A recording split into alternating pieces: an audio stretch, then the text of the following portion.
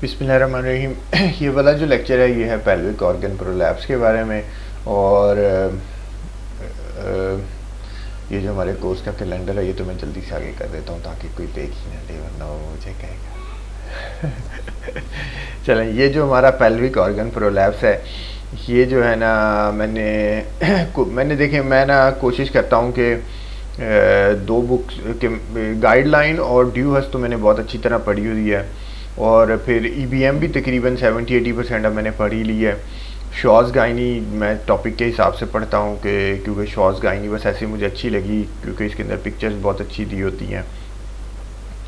और फिर एक मेरे पास पढ़ी हुई थी लाइब्रेरी से, मैंने अपने पीजीआरशिप में जो है ना लाइब्रेरी से उठाई थी, फिर उन्हें वापस नहीं की। तो बहरहाल ये है कि ये चारों मैंने रेफरेंसेस लिए हैं इनसे, और मैंने कोशिश की होती है कि मैं सारा कुछ पढ़ के ही लिखूं, लेकिन फिर भी देखें कोई ना कोई बात हो सकता है रह जाए जो इम्पोर्टेंट हो।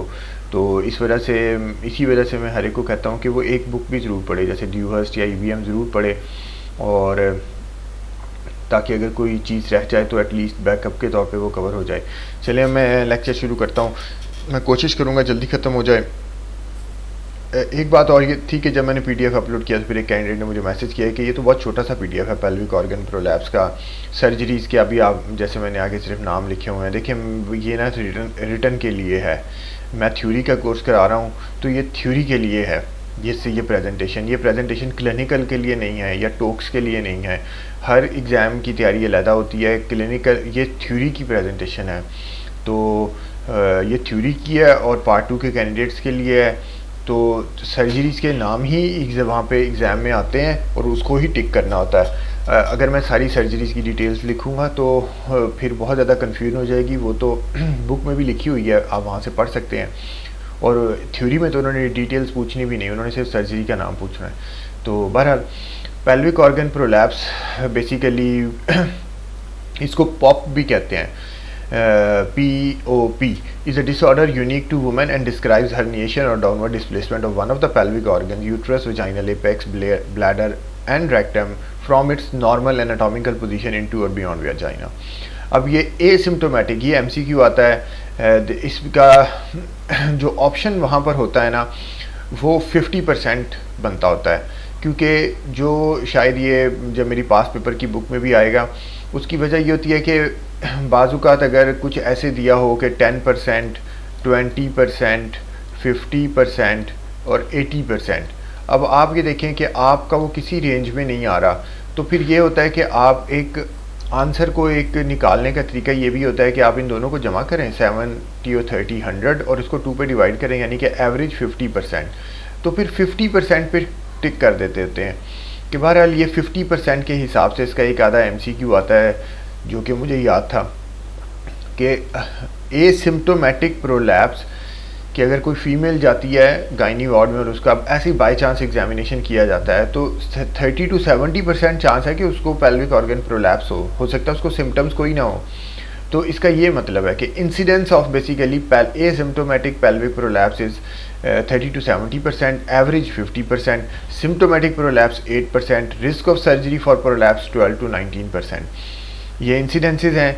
अब इटियोलॉजी जो है ना इसकी कि इसके जो कॉज है वो सबसे इम्पॉर्टेंट होती है vaginal birth. Principal risk factor injury to levator and I, pudendal neuropathy, fascial damage. Vaginal birth देखिए मैंने बहुत सारी जगहों से ये टॉपिक पढ़ने की कोशिश की क्योंकि एक इसका MCQ भी है, वॉल्ट प्रोलैप्स की कॉमन कॉज क्या है। इवन ICS जो कि इंटरनेशनल कॉन्टिनेंट सोसाइटी है उन्होंने लिखा है कि इवन वॉल्ट प्रोलैप्स जो हिस्टेक्टमी के बाद होता है उसकी भी जो मेन कॉज है वो, अगर वो पेशेंट पैरा है, अगर वो पेशेंट पैरिटी रखती है तो उसकी मेन कॉज वो वजाइनल बर्थ्स हैं जो 20 या 25 या 30 या 40 साल पहले हुई थी। आई एम नॉट श्योर क्योंकि ये एक MCQ है जिसका आंसर हिस्टेक्टमी लगाया जाता है। मैं जब ये अगस्त के पेपर में जब मैंने उसका आंसर वजाइनल बर्थ या चाइल्ड बर्थ का तो काफ़ी सारा उसके ऊपर एतराज़ हुआ कि भाई ये तो हिस्टेक्टमी है इसकी कॉज, शायद उस पेशेंट की हिस्टेक्टमी हुई थी, एब्डोमिनल हिस्टेक्टमी या वजाइनल हिस्टेक्टमी, तो वो कहा जी इसकी तो कॉज हिस्टेक्टमी है वॉल्ट प्रोलैप्स की। देखें previous hysterectomy is also a cause for for prolapse, जो कि वॉल्ट प्रोलैप्स ही बनेगा, या सिस्टोसील भी हो सकता है, रेक्टोसील भी हो सकता है। लेकिन उन्होंने ये लिखा है कि जो वजाइनल बर्थ है ना, अगर किसी पेशेंट की, ये वजाइनल बर्थ उसको वो डैमेज करके जाती है कि वही डैमेज होता है जो उसको 25 या 30 साल बाद प्रोलैप्स करता है, बेशक वो हिस्टेरेक्टमी के बाद वॉल्ट प्रोलैप्स ही क्यों ना हो। इसलिए वजाइनल, मेरा अपना कोई ऐसा रेफरेंस नहीं मुझे मिल सका जिसमें उन्होंने लिखा हो कि एक नली पैरस जो है ना, देखिए उन्होंने कहा नली पैरस है जिसके कोई पहले चाइल्ड बर्थ नहीं है, उसकी हिस्टेरेक्टमी होती है और उसकी कॉज पूछी जाती है कि जी सबसे कॉमन, मोस्ट कॉमन कॉज क्या है, तो वो तो हिस्टेरेक्टमी बनेगी ना, क्योंकि उसकी तो चाइल्ड बर्थ हुई नहीं कभी। लेकिन जिसके चाइल्ड बर्थ है, पैरिटी है, para 3 para 4 with normal vaginal deliveries, उन्होंने ये लिखा है कि वजाइनल बर्थ जो है वो वही उसकी कॉज है, जो बेशक वॉल्ट प्रोलैप्स हो, बेशक जौन सा मर्जी प्रोलैप्स हो, क्योंकि वही सबसे ज़्यादा डैमेज वही करता है। वो लेसरेशंस भी करता है, वो चार्जिंग पे लगाना पड़ेगा, वो लेसरेशंस भी करता है मसल्स की, और वो पुडेंडल की न्यूरोपैथी भी करता है वजाइनल बर्थ। हिस्टेरेक्टमी के दौरान आप जब करते हैं तो लोकल न्यूरोपैथी हो सकती है या लेसरेशन भी हो सकती है, लेकिन ये बहरहाल vaginal birth is the most important answer in my opinion. Previous hysterectomy, age, obesity, chronic cough, constipation, ये मोटी मोटी कॉजेज़ हैं। देखें कॉजेज़ तो और भी हैं, intra abdominal pressure, pelvic mass, everything is the cause. I have just written important causes, जैसे कैंडिडेट ने कहा कि इटियोलॉजी बहुत छोटी है। देखें मैंने आपको जैसे बताया कि कॉज तो कुछ भी हो सकती है, पेल्विक मास हो सकता है उसको,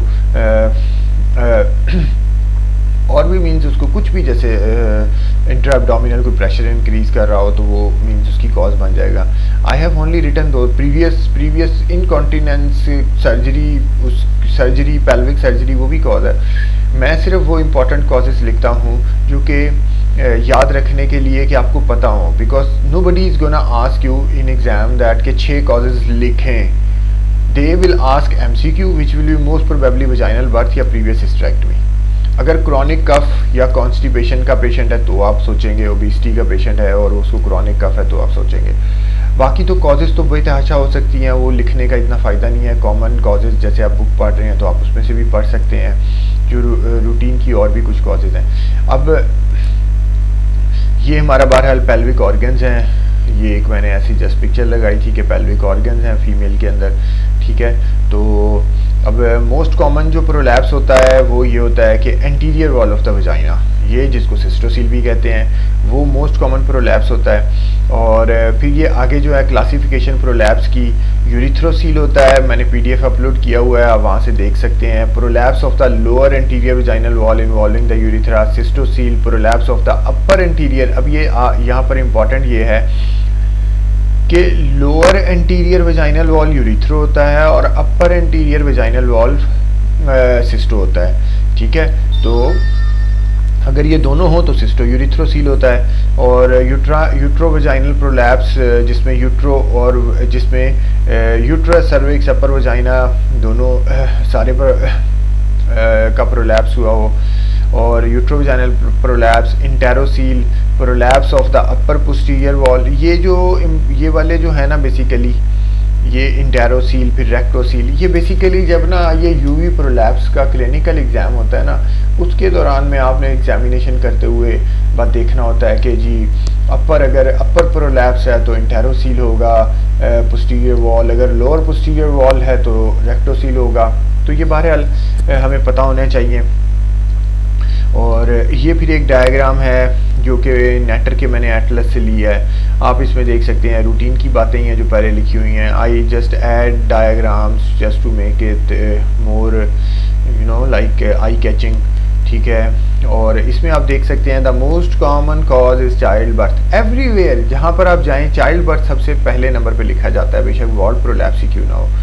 तो बहरहाल ये मेरा अपना ख्याल है कि इसका आंसर हमेशा वॉल्ट प्रोलैप्स का भी चाइल्ड बर्थ होगा। ICS की गाइडलाइन है, उसके अंदर कैटेगरी के लिए बात लिखी हुई है कि जो वॉल्ट प्रोलैप्स है उसके अंदर भी जो प्रोलैप्स है वो वजाइनल बर्थ कॉज करती है जो 40 साल पहले हुई है, ठीक है। अगर कोई नली पैरस है फिर उसकी कॉज हिस्टेरेक्टमी है, इसमें कोई डाउट नहीं है, क्योंकि उसके तो पहले बर्थ ही नहीं हुई। तो उसकी जो कॉमन कॉज क्या है कि भाई उसकी कॉज ये है कि उसका प्रोलैप्स की वजह से उसकी हिस्टेरेक्टमी हुई है, और हिस्टेरेक्टमी मींस वही हिस्टेरेक्टमी, अब उसके दोबारा प्रोलैप्स की कॉज है।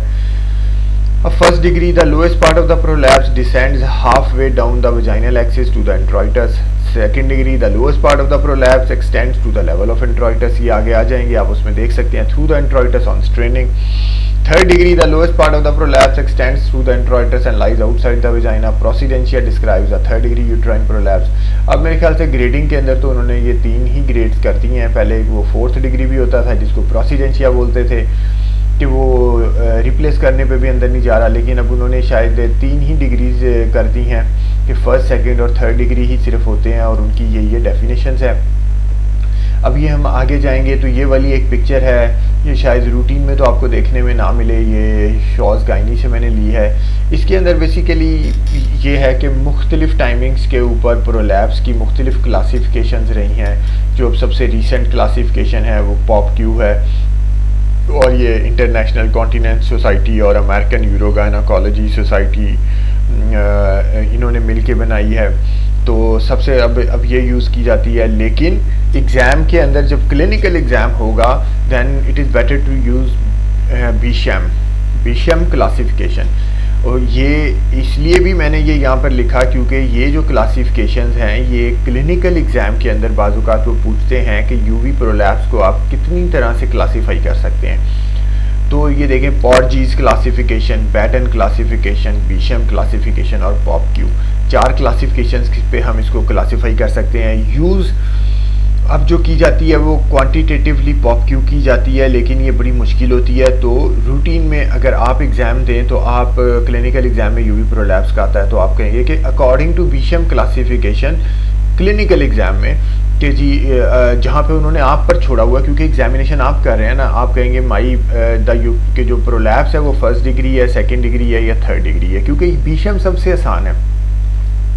ठीक है, बीशम सबसे आसान है। ये देखिए 3 ही डिग्रीज हैं और उनको बड़े आसानी से आप, अगर वो इंट्रोइटस के अंदर पड़ा हुआ है तो फर्स्ट हो जाएगा, इंट्रोइटस तक आ रहा है और स्ट्रेनिंग पे बाहर जा रहा है तो सेकंड हो जाएगा, और अगर वो जो है ना बाहर सारा बाहर आ जाता है, बाहर पड़ा हुआ है तो थर्ड हो जाएगा। बड़ी आसान है बीशम क्लासिफिकेशन, इसीलिए मैंने ये यहाँ पे लगाई है कि जब क्लिनिकल होगा तो आपने ना बीशम क्लासिफिकेशन के ऊपर ही इसको जज करना है, और इट इज़ योर चॉइस कि बीशम क्लासिफिकेशन आप यूज़ करें। क्यों आप वहाँ पे बोल सकते हैं कि अकॉर्डिंग टू बीशम क्लासिफिकेशन ये है, क्योंकि पॉप-क्यू कौन कर सकता है वहाँ पे, बड़ी मुश्किल है पॉप-क्यू मुझे आज तक समझ नहीं आती।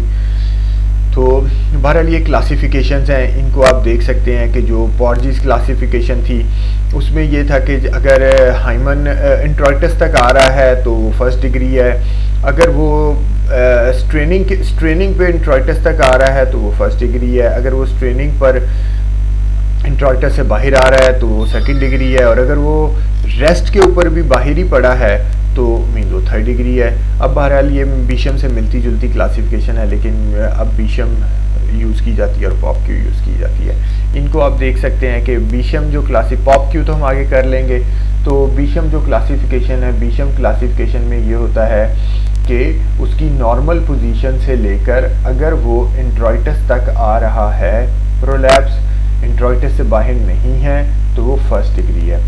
इसमें और पॉर्जिस में ये होता है कि स्ट्रेनिंग के ऊपर होता है, तो अगर उसके बाद कफ करने पर या पेशेंट को एक्सपोज करने पर उसका प्रोलैप्स इंट्रोइटस से बाहर आ रहा है, ठीक है, तो वो सेकंड डिग्री है।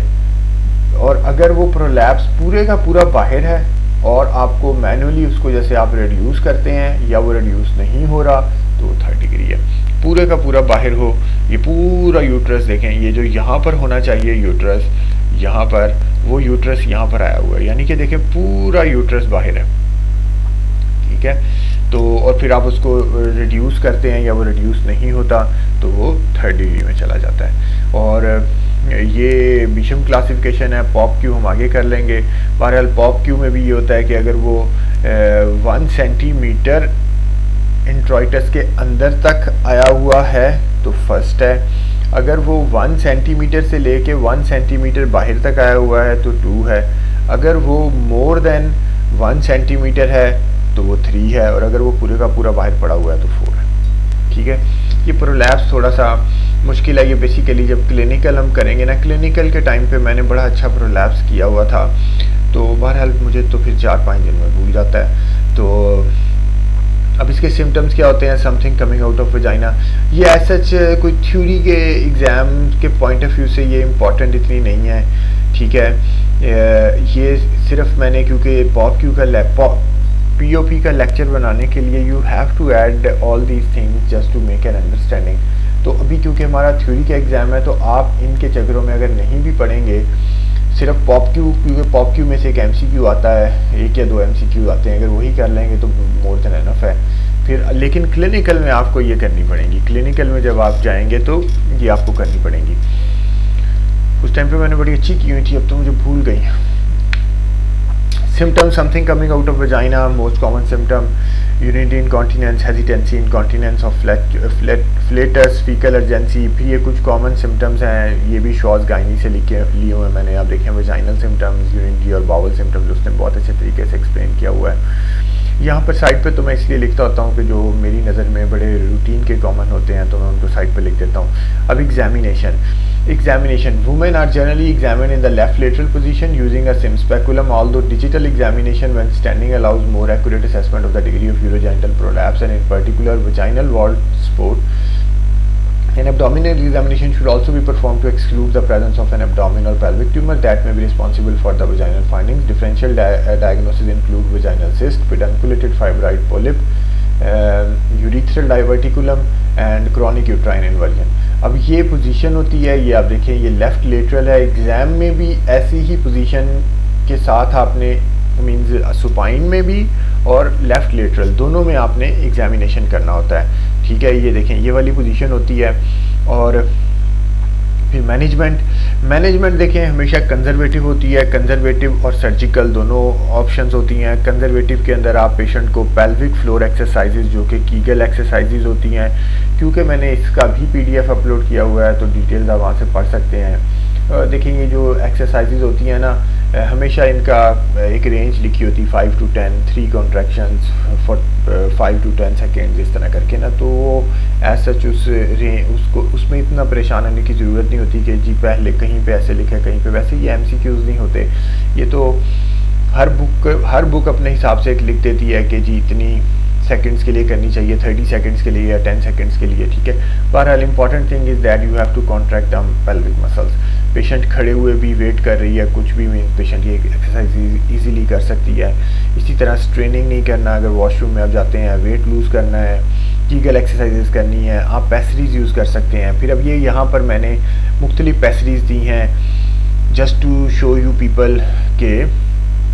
एक MCQ आता है ये वाला, उसमें लिखा होता है कि सेक्सुअल कौन सी पैसरी रखने के बाद पेशेंट सेक्सुअल इंटरकोर्स करने में उसको प्रॉब्लम होता है। तो ये वाली जेल हॉर्न पैसरी होती है वो, ठीक है। अब आप इसकी शेप से ही आप देख सकते हैं कि क्योंकि ये वाला जो हिस्सा है ये ऊपर को जाएगा और ये पेल्विस को सपोर्ट करेगा, प्रोलैप्स को सपोर्ट करेगा, और ये वाला जो नॉब वाला हिस्सा है ये बाहर को होगा। जब ये नॉब वाला हिस्सा बाहर को होगा तो it is very difficult, but it's impossible to do sexual intercourse, ठीक है।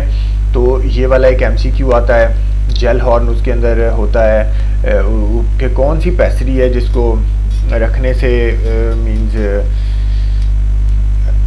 सेक्सुअल इंटरकोर्स करना मुश्किल हो जाता है। उसमें जेल हॉर्न एक one of them is Gellhorn. एक और भी एक आधी पैसरी है लेकिन वो शायद इधर नहीं दी हुई, तो उसकी भी शेप बड़ी ऑड सी होती है। बाकी आप देखें कि बाकी जो शेप्स हैं ना वो मोस्टली रिंग शेप्ड हैं, तो उसमें इशू नहीं होता सेक्सुअल इंटरकोर्स में। लेकिन इस पैसरी को रख कर आप इंटरकोर्स में बड़ा प्रॉब्लम होता है, ठीक है। ये MCQ आया हुआ है CPSP का, तो इसलिए मैंने ये पैसरीज़ की पिक्चर लगाई ताकि ये MCQ कवर हो सके, यहाँ से आप देख सकें पैसरीज़ को। क्योंकि मुझे याद है जब ये MCQ आया था तो हमारे यहाँ पर तो पैसरी यूज़ नहीं की जाती। मैं क्योंकि आयरलैंड में वर्क करके आया था, वहाँ पर ये सारी पैसरीज़ मैंने देखी थी, उनके OPD में पड़ी होती थी ड्रॉर्स के अंदर। तो मैंने ये सारी पैसरीज़ देखी थी, तो मैंने अपनी तरफ से गैस वर्क किया और जेल हॉर्न पर लगाया, क्योंकि मुझे ये पैसरी तो पता थी कि ये पैसरी ही करेगी, लेकिन मुझे इसका नाम नहीं पता था। मैं शॉर्ट्स के साथ इसको मिक्स कर रहा था, मेरा ख्याल था इसको शॉर्ट्स बोलते हैं, क्योंकि वहाँ पर आयरलैंड में ये वाली जो रिंग पैसरी रिंग पैसरी थी। 90% पेशेंट्स को रिंग पैसरी रखी जाती थी और कुछ पेशेंट्स को जो है ना जेल हॉर्न और शॉर्ट्स रखी जाती थी। मैंने वहाँ पर रिंग पैसरीज तो बहुत सारी रखी, लेकिन जो है ना ये दोनों कभी रखने का मुझे इत्तेफाक नहीं हुआ, लेकिन ये उनकी कबर्ड में पड़ी होती थी। तो मेरा ख्याल था कि ये तो डेफिनेटली कि यही है जो कि सेक्सुअल इंटरकोर्स में प्रॉब्लम करेगी, लेकिन मुझे इसका नाम नहीं आ रहा था कि जेल हॉर्न है या शॉर्ट्स है, क्या है इसका नाम। तो मैंने फिर बहरहाल जेल हॉर्न टिक किया और ये मेरा एमसीक्यू ठीक था। ठीक है, तो इसलिए मैं आपको ये बताना चाह रहा हूँ कि ये भी एमसीक्यू सीपीएसपी वालों ने दिया हुआ है। अब आगे आ रहा था सर्जरी। ये कैंडिडेट ने मुझे मैसेज किया कि आपने सिर्फ सर्जरीज के नाम लिख दिए हैं। देखिए बात यह है कि हम थ्योरी की प्रेपरेशन कर रहे हैं, क्लिनिकल की या टोक्स की प्रेपरेशन नहीं कर रहे, जिसमें मैं वेजाइनल हिस्टेक्टमी के स्टेप्स भी लिखूं, मैं एब्डोमिनल हिस्टेक्टमी के स्टेप्स लिखूं, या मैं कल्डोप्लास्टी के स्टेप्स लिखूं। दैट इज़ बेसिकली टोक्स या क्लिनिकल।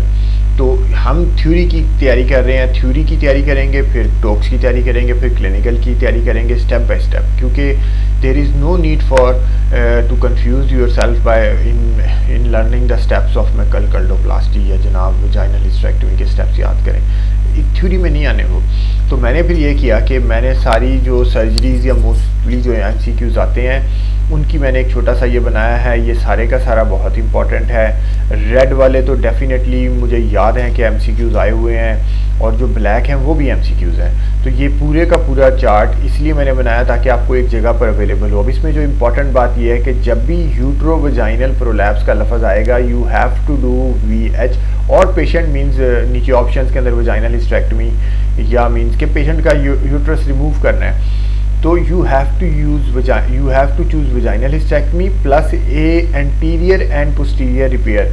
AP रिपेयर मस्ट है, क्योंकि UV prolapse is complete prolapse, uterine prolapse vaginal hysterectomy, vaginal prolapse it could be anterior, it could be posterior, so the answer is vaginal hysterectomy plus AP repair। क्योंकि CPSP क्या करता है, CPSP वहाँ पर यूट्रोवेजाइनल prolapse लिख के नीचे options में लिखता है vaginal hysterectomy plus anterior repair, vaginal hysterectomy plus posterior repair, vaginal hysterectomy plus anterior and posterior repair. तो उसका आंसर होता है vaginal hysterectomy plus AP repair. इसी तरह अगर सिंपल यूट्राइन प्रोलैप्स है then you will do vaginal hysterectomy. There is no need to do AP repair because it is just uterine prolapse. There is no need to do AP repair. Uterus की जो preserving होती हैं उसके अंदर सैक्रोहिस्टेरोपैक्सी और Manchester repair आ जाती हैं। Depending upon the MCQ you can choose these.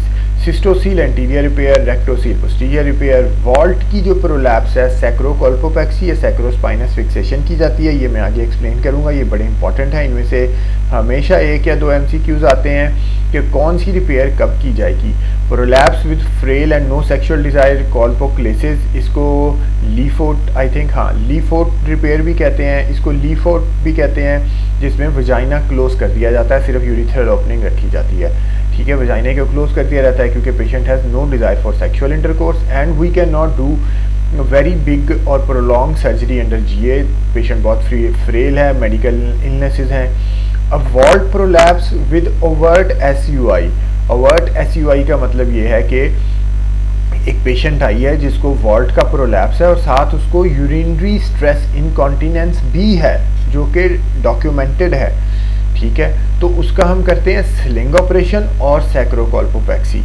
लेकिन अगर एक आती है पेशेंट और उसको है वॉल्ट प्रोलैप्स और मींस क्वेश्चन में ये लिखा जाता है कि पेशेंट को वॉल्ट प्रोलैप्स है, you are planning a surgery, but आप सोच रहे हैं कि वॉल्ट प्रोलैप्स के बाद कहीं या पेशेंट कहती है कि मुझे स्ट्रेस इनकॉन्टिनेंस ना हो जाए, तो प्रिवेंटिवली आप क्या कर सकते हैं। देखिए, प्रिवेंट करने के लिए हम करेंगे कॉल्पो सस्पेंशन, बर्च कॉल्पो सस्पेंशन और सैक्रोकोल्पोपैक्सी।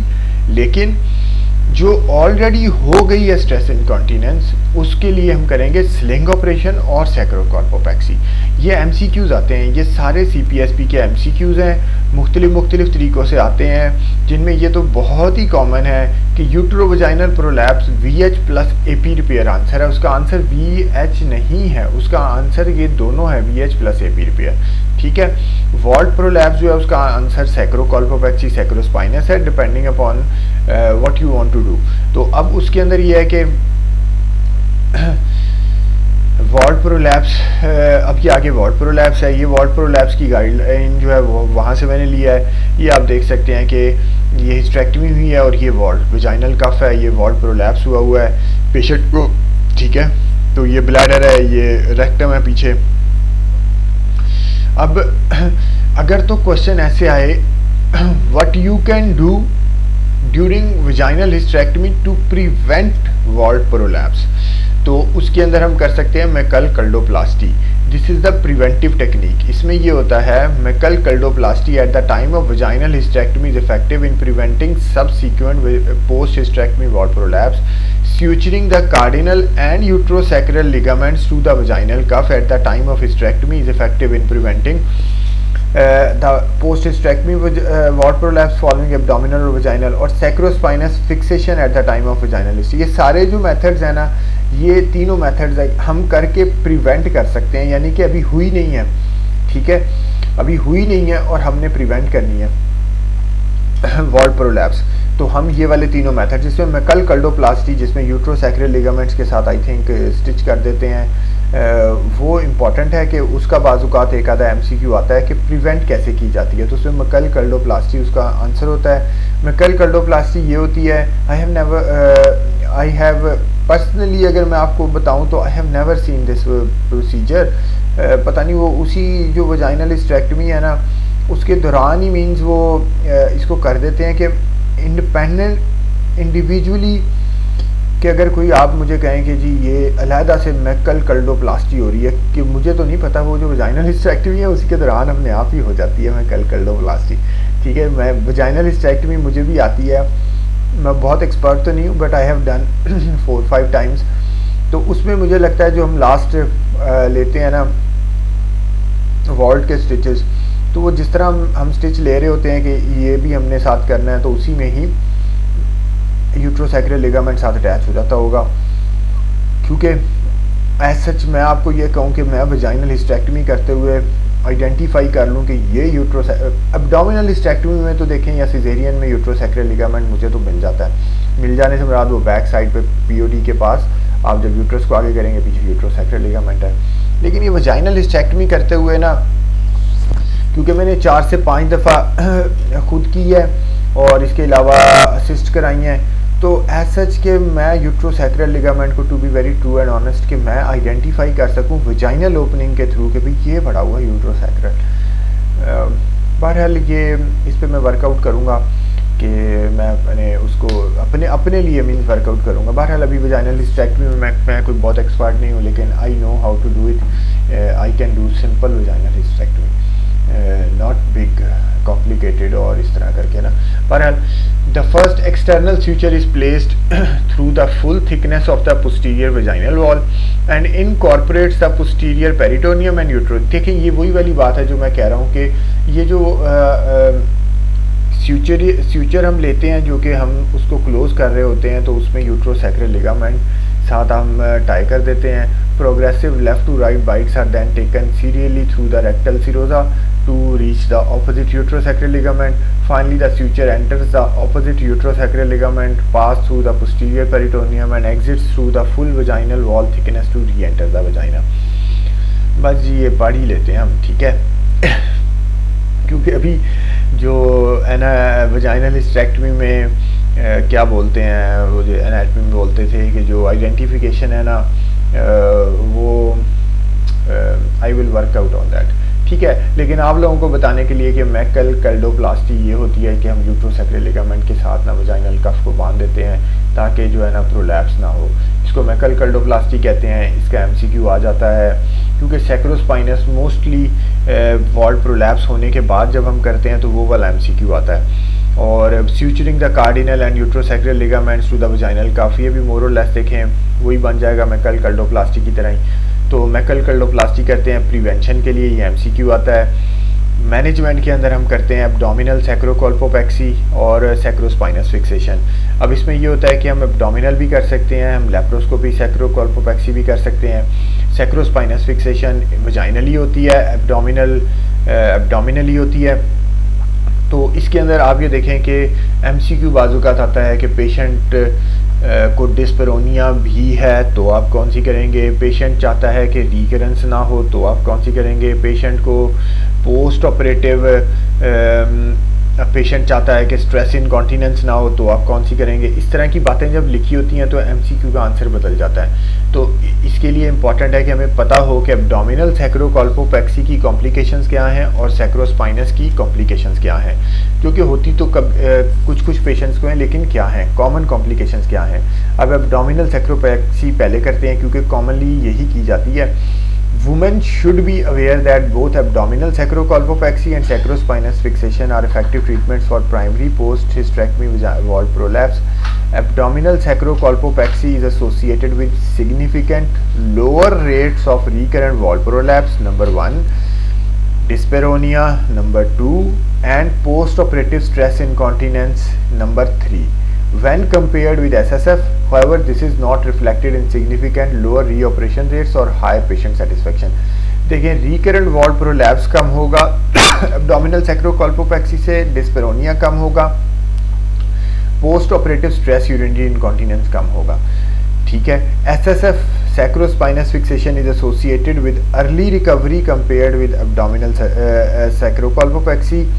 SSF may not be appropriate in women with short vaginal length and should be carefully considered in women with pre-existing dyspareunia. ये MCQ है, ये वाला ये MCQ है कि पेशेंट को डिस्पेरोनिया है, what you are gonna do, we are gonna do abdominal sacrocolpopexy.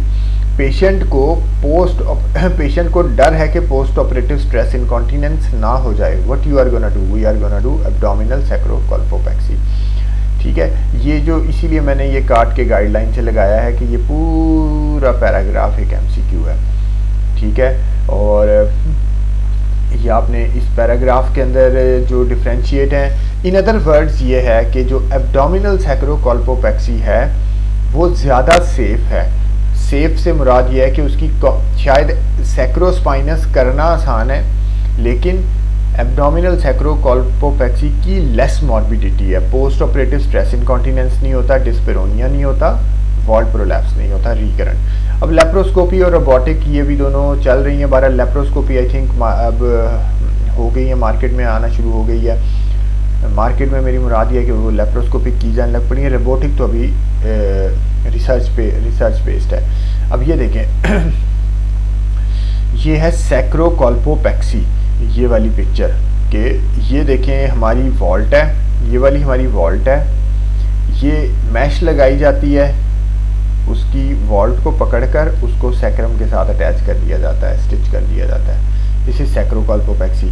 सैक्रोस्पाइनस fixation, जिसको कॉल्पोपेक्सी मीन्स वही कि सैक्रोस्पाइनस बेसिकली सैक्रोस्पाइनस लिगामेंट के साथ इसको अटैच कर दिया जाता है। ये देखें ये सैक्रोस्पाइनस लिगामेंट है। ठीक है, वजाइनल कफ को जो है ना इसके साथ अटैच कर दिया जाता है। ये देखें वजाइनल एपेक्स, जो कि वही वॉल्व प्रोलैप्स हो गया।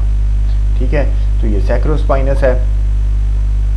और बाजुकात आ जाता है कि ये करते हुए डैमेज क्या होता है। देखें डैमेज उसमें ऑप्शंस दी होती हैं, I think internal पोडेंटल artery he damage होती है, कुछ इस तरह का उसके अंदर ऑप्शन होती है। बहरहाल ये ख़त्म हो गया हमारा।